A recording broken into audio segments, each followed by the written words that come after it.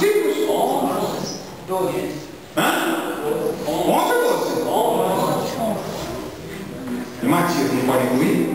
Mas não está 11 ou 12? 11. Mas quantos foram? Foram 11 ou foram 12? Ou foram mais? 11.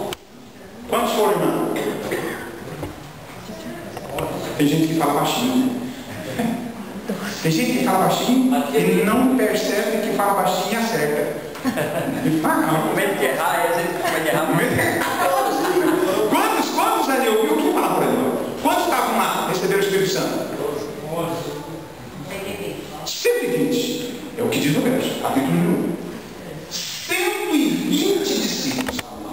Estava a mãe de Jesus, os irmãos de Jesus, estavam várias Marias, várias mulheres, estavam lá, eu acho capítulo 1. 120, não quero parar nisso daqui não. Então, eles ficaram ali durante aqueles 40 dias, né, para receber o poder do Espírito Santo, e a Bíblia diz aqui que, irmãos, e todos eles, capítulo 1, verso 14, verso 13, 14 e o 15 diz assim: naqueles dias levantou-se Pedro no meio dos irmãos, ora compunha a assembleia de umas 120 pessoas. Está aqui, ó. 120 homens e mulheres, irmãos. Não era só 11 não. Quer dizer, tudo que tinha o cristianismo estava ali. E eles estavam ali reunidos, não era uma semana de oração, não. Eram 10 dias, diz o verso, reunidos ali, né, naquele cenáculo, muita oração, muita confissão, muito arrependimento, muito preparo, porque sabia que a qualquer momento o Espírito Santo ia descer. E o Espírito Santo veio com um poder do alto e caiu sobre todos eles, homens e mulheres. Homens e mulheres. Aí nós vemos aqui, voltando lá ao capítulo número 2, verso número 3, e agora o verso número 4 diz assim: todos foram cheios do quê?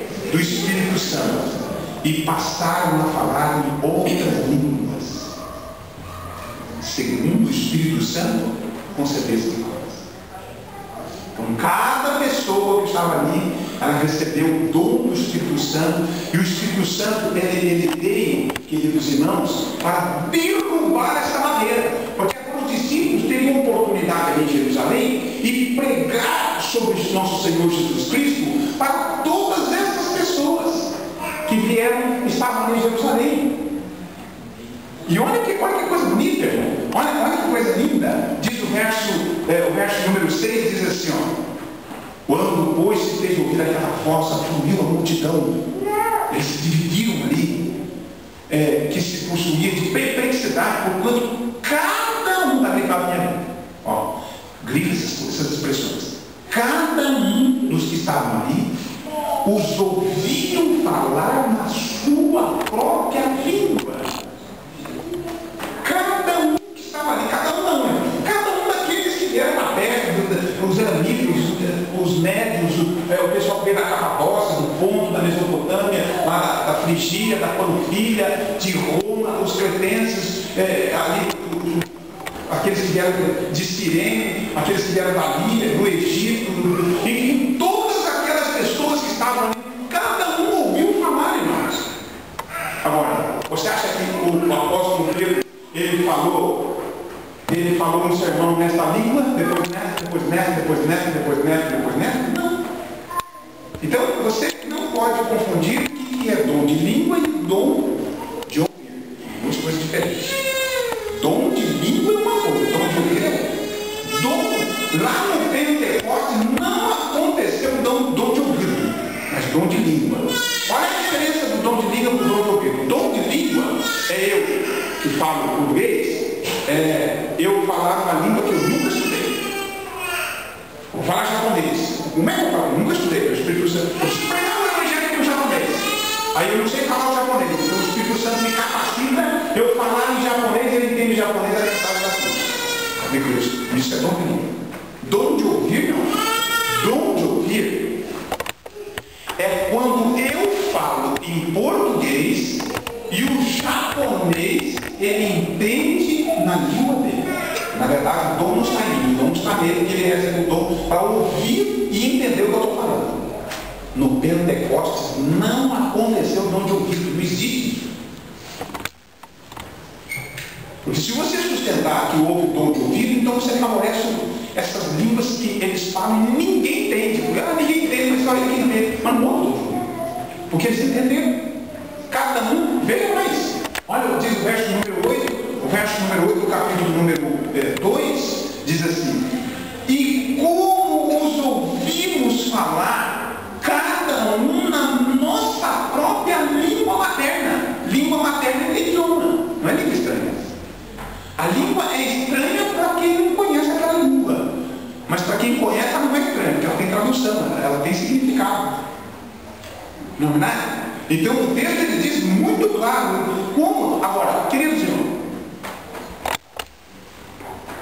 a pergunta é: por que motivo, olha, o movimento pentecostal, eles querem receber o Espírito Santo é para falar a língua. Você vai falar a língua para quê? Como eu já frequentei por lá, eu já andei por essas reuniões. Então eu estava uma vez numa igreja, eu estava sentado e a mulher não parava de falar umas coisas que ninguém entendia. Falamos de gosto disso, transformada. Aí, depois que ela saiu daquela êxtase, aí eu perguntei assim para ela: o que foi que a senhora falou? Ela falou: o quê? Porque você fala assim. O que a senhora falou? Não, o que eu falei? Não sei. Como eu falei, não. O que é isso? Ah, eu estou falando língua. Mas que língua a senhora falou? Não sei. Olha, se a senhora está falando uma língua, a senhora não sabe o que a senhora fala. A senhora fala para quê? Ah, não, porque eu tenho o Espírito Santo. Ó, então, veja assim. Os discípulos dos apóstolos, eles queriam receber o Espírito Santo, não era para falar língua. Para que eles queriam receber o Espírito Santo? Pregação do Evangelho. Porque a missão é aqui de pregar o Evangelho. A ideia não era receber o Espírito Santo para falar língua como é um movimento pentecostal. Porque essa é a única prova que mostra que ele tem o Espírito Santo, é que se ele fala língua. Se ele não fala língua, ele não tem o Espírito Santo. Então, mas os discípulos queriam, e na verdade eles não pediram a Deus para falar língua. O Espírito Santo que veio sobre ele falou em pouco tempo. Então, o verso que nós temos aqui, o verso número 8, cada um na nossa própria língua materna. O verso número 11 ainda complementa. Então, como os ouvimos falar nas nossas próprias línguas, na grandeza de Deus não tem como fugir, irmãos. Aí o pentecostal vai correr para 1 Coríntios 14. E tem um texto complicadíssimo lá. Eu vou estudar isso com vocês. Tá? Semana que vem.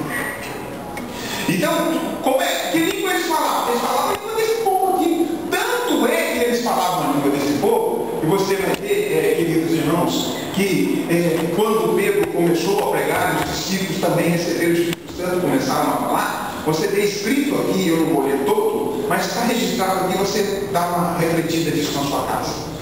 No capítulo número 2, verso 14 até o verso 36, você vai ver o discurso de Pedro, ou o sermão de Pedro. Aí Pedro começou a pregar. E qual foi o discurso dele? O discurso dele era anunciar Jesus. Ele vai mostrando quem era Jesus. Ele vai falando ali no discurso, está nitidamente.